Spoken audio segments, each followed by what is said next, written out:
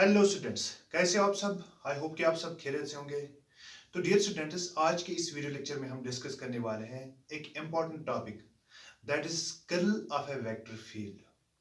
सो इससे पहले कि हम इस curl of a vector field को स्टार्ट करते हैं, हमें पहले पता होना चाहिए कि वेक्टर फील्ड क्या होता है।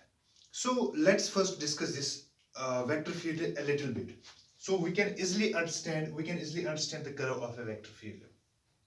सो पहले मैं यहां पे लिखूंगा वेक्टर फील्ड क्या होता है। इसको हम एक एग्जांपल से समझते हैं, फिर यहां पे हम डेफिनेशन भी लिखेंगे। So let's see this example. Suppose करो कि हमारे पास एक पॉजिटिव चार्ज है और एक नेगेटिव चार्ज है, और हमें पता है कि जो पॉजिटिव चार्ज होती है वहां से इलेक्ट्रिक फील्ड ऑफ लाइंस निकलते हैं, और जो नेगेटिव चार्ज होते हैं वो उसमें इनवर्ड होते हैं ये field lines, electric field lines. तो यहां पे मैं इस फील्ड लाइन को ड्रा करता हूं। सपोज करो कि ये हमारे पास इलेक्ट्रिक फील्ड है।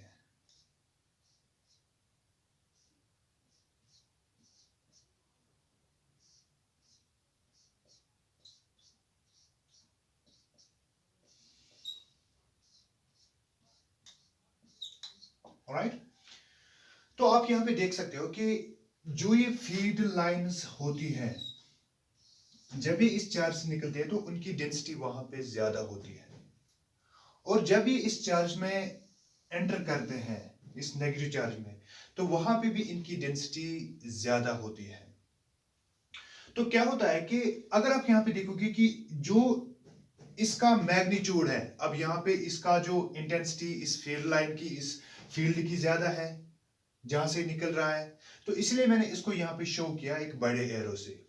और जितना ये दूर यहां से जा रहा है, कि हमें पता है कि जो इलेक्ट्रिक फील्ड होता है, this is inversely proportional to this the distance between these from the source charge. अब जितना ये सोर्स चार्ज से दूर हो जाएगा, उतना उसकी क्या है कि जो इलेक्ट्रिक फील्ड लाइंस की इंटेंसिटी ये कम हो जाएगी। ऑलराइट, तो इसीलिए यहाँ पे मैंने इसका छोटा एरो बनाया है यहाँ पे। ठीक है, इसका मतलब है कि इसका मैग्नीट्यूड यहाँ पे कम है, और आप देख सकते हो कि यहाँ पे इसकी डायरेक्शन ऐसे है और यहाँ पे इसकी डायरेक्शन चेंज हो रही है। सपोज करो कि मैंने एक पॉइंट यहाँ पे चूज किया इस स्पेस में, इस रीजन ऑफ स्पेस में, और इस रीजन ऑफ स्पेस में मैं क्या पा रहा हूं कि यहां पे मैंने एक वेक्टर पाया, एक वेक्टर इस रीजन ऑफ स्पेस में, एक वेक्टर। और इस वेक्टर की मैंने क्या देखा, इसका एक यूनिक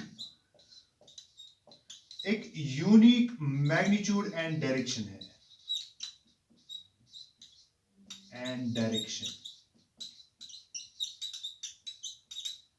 इस स्पेस में, in this region of space.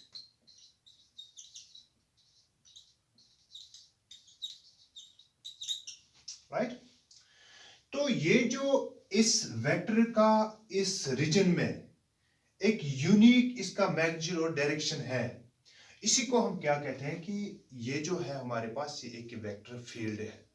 तो हम वेक्टर फील्ड अब किसको कहेंगे कि अगर हमारे पास एक वेक्टर होता है, उसको एक रीजन ऑफ स्पेस में एक यूनिक मैग्नीट्यूड और डायरेक्शन होती है, ठीक है, तो हम कहेंगे कि हमारे पास एक वेक्टर फील्ड है। तो यहां तक आपको समझ आ गया वेक्टर फील्ड होता क्या है। Now let's come to our original topic, that is curl of a vector field. Curl of a vector field क्या होती है।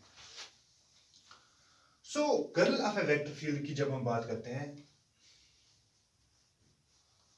हमें पता है कि जब हम when we operate, जब हम ऑपरेट करते हैं, ऑपरेशन करते हैं इस वेक्टर फील्ड पर, when we operate vector field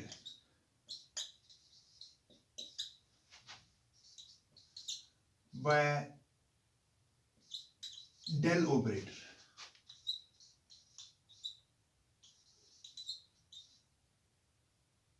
या जिसको हम क्या कहते हैं, differential operator.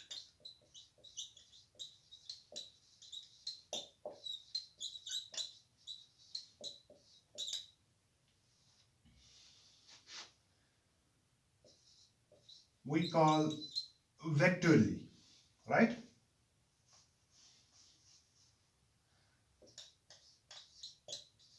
Vectorally. We call this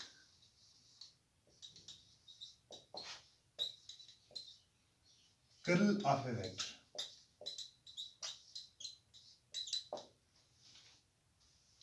क्या मैंने लिखा कि अब जब हम इसी वेक्टर फील्ड को ऑपरेट करते हैं एक डेल्टा ऑपरेटर से,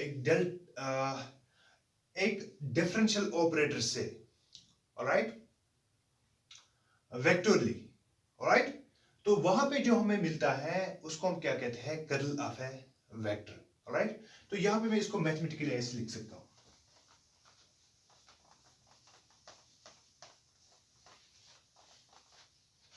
that's curl of a vector. मैं ऐसे लिख सकता हूं.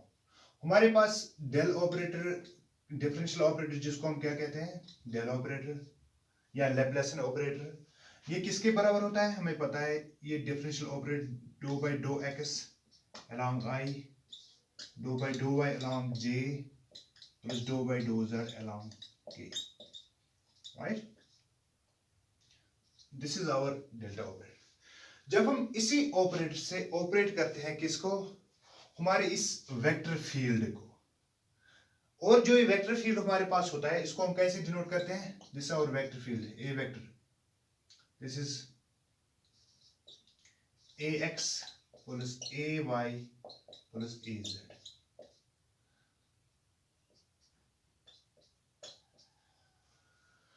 This is along x direction, the component of this vector field, along y direction, along z direction, alright. अब जब हम इसी को इस पर ऑपरेट करते हैं तो हमें क्या मिलता है, हमें मिलता है curl of a vector field. So I will write here in this way. So यहां पे मैं लिखूंगा दैट इज डेल्टा. तो जब हम वेक्टरली इसको करते हैं तो हमारे पास क्या आता है, हम यहाँ पे बीच में डॉट नहीं लगाते, हम क्रॉस लगाते हैं, ठीक है. डेल्टा क्रॉस वेक्टर फील्ड ए, और जो ये डेल्टा क्रॉस वेक्टर फील्ड ए, इसी को हम क्या कहते हैं, curl of a vector field. तो इसको हम ऐसे भी लिख सकते हैं, that is determinant, that is, अब ये जो हमारे पास, इसी को हम क्या कहते हैं, curl of a vector field, alright. अब जो ये curl of a vector field हमारे पास होती है, ये एक वेक्टर होती है, ठीक है. इसका मैग्नीट्यूड भी होता है और इसका डायरेक्शन भी होता है, ऑलराइट. सो इसको हम डिटरमिनेंट्स में कैसे लिख सकते हैं, मैं यहां पे लिखूंगा that's I, J and K, and we know that this del operator, that's dou by dou x, dou by dou y and dou by dou z, and we know that this vector field along x, that's ax, along y, that's ay, and along z, that's az, right. so अगर हम यहाँ पे इसको solve करते हैं तो हमें क्या मिलेगा, let's see this. तो हम यहाँ पे लिख सकते हैं that is I, what was this?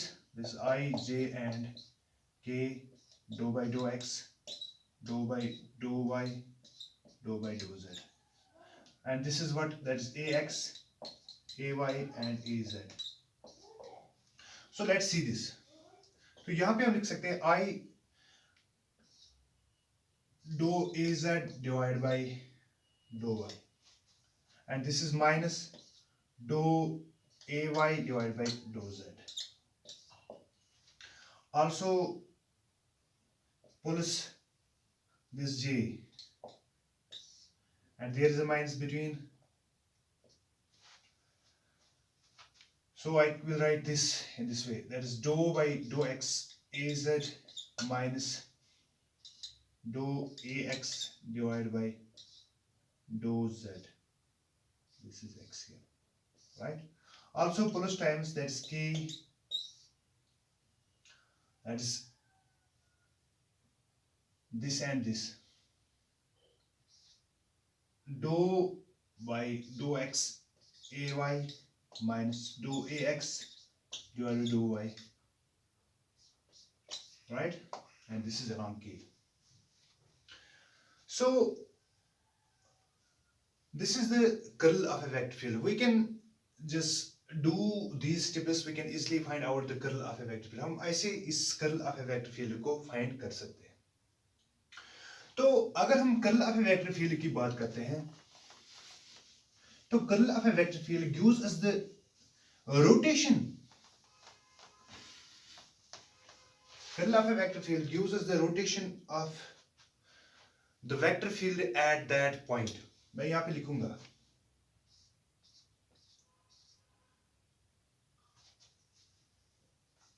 लिखूंगा, if अगर हमारे पास डेल्टा क्रॉस ए ये क्या आया, non zero, does not equal to zero, this means that ये जो हमारे पास कर्ल है ये हमें शो करती है कि दैट मीन्स ये जो हमारे पास वेक्टर फील्ड है, the vector field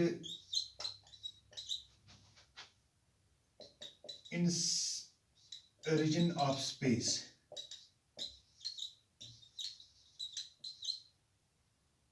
at that point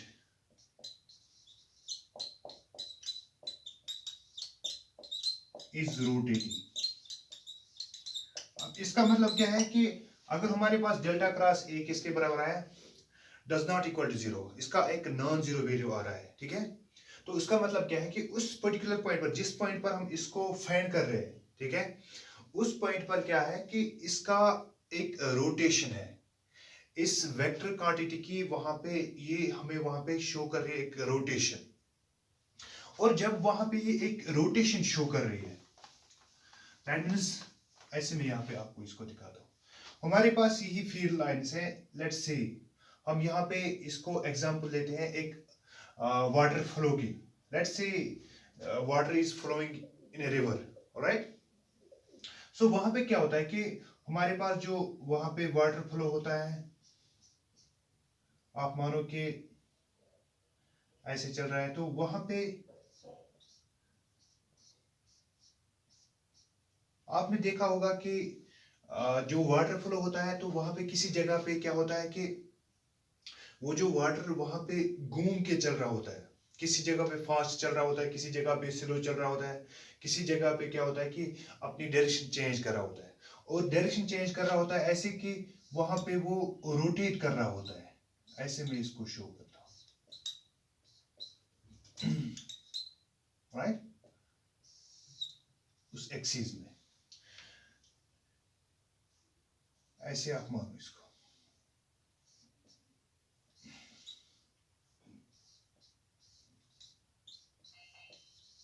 right. तो वहां पे आप क्या फाइंड करोगे कि जब हम उस पॉइंट पर उसकी कर्ल फाइंड करेंगे, तो वहां पे क्या हमें मिलेगा उस प्लेन में, यहां पे मैं लिखूंगा plane of vector field, alright. और वहां पे हम क्या हमें मिलेगा कि ये जो इसकी कर्ल है वो नॉन जीरो होगी. अब जितनी वहां पे ये रोटेट ज्यादा कर रहा होगा, उतना वहां पे क्या होगा कि हमारे पास जो वेक्टर फील्ड है उसका वैल्यू, ये जो हमारे पास कर्ल है इसका वैल्यू ज्यादा आ रहा होगा, ठीक है. और ये जो है ये रोटेशन अगर इस प्लेन में कर रहा है, ठीक है, इस वेक्टर फील्ड के प्लेन में कर रहा है, तो इसकी जो डायरेक्शन होती है इस कर्ल की, वो इसके परपेंडिकुलर में होती है, ऑलराइट.